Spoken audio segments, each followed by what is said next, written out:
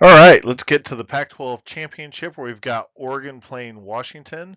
So the algorithm is favoring Oregon, and Oregon is favored by 10 points. Let's look at some of the numbers what the algorithm's coming up with here. So the model currently is has Oregon winning 93% of the time, which translates to about a 20-point spread. Let's come over here to the right, look at uh, the box plots here. So it's showing that Oregon should be scoring roughly 35 points, which isn't too far off what they scored last time against Washington, but it's showing that Washington should be somewhere in this about 17 to 20 point range, which of course is quite a bit more than when the last time these two teams played, where Washington won, I think, 34 to 31 on in overtime or on a last minute field goal.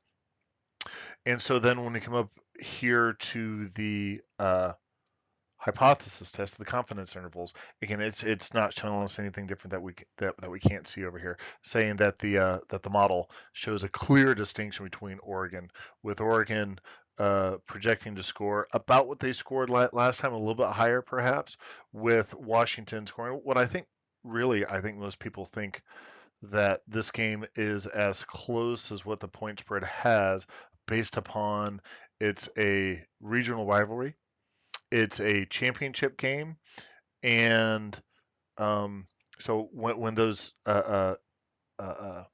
intense games come up, I think it tends to uh, well, I think part of it is also going to be part of the hype. So in college, a 10 point spread is not nearly as much of a difference, I think, as what it is in the NFL.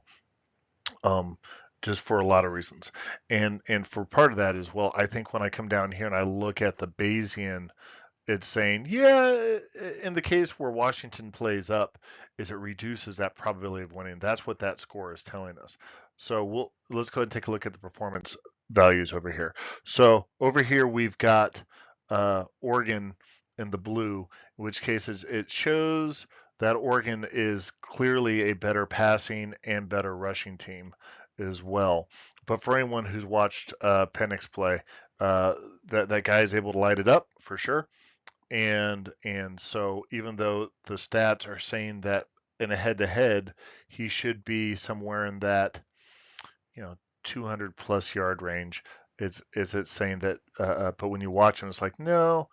In fact, I think the last time they played he was up here in this range, which is within that the realm what the model is saying. But the model is also saying that there's a lot of upside up here for Oregon as well. And then when you come down here to the right side of the chart, one of the big things I point out to you is both teams. Again, this teams at this level, they're doing a really good job of controlling the ball, protecting the quarterback, and both teams are very explosive, with Oregon having an edge on that explosiveness as well. One thing I'll point out is I got to work on the chartsmanship over here a little bit. I apologize, but it will be interesting to see how the number of plays come out. So is it showing that there's an advantage for Washington in this scenario? So if they can get some big plays mixed in with those numbers of plays, that's one of the things that can make a difference on this. But overall, I think the big key is going to come down to uh, Oregon has a lot of big play capability. They've got a strong running game up here as we see, and that should make a big difference in uh,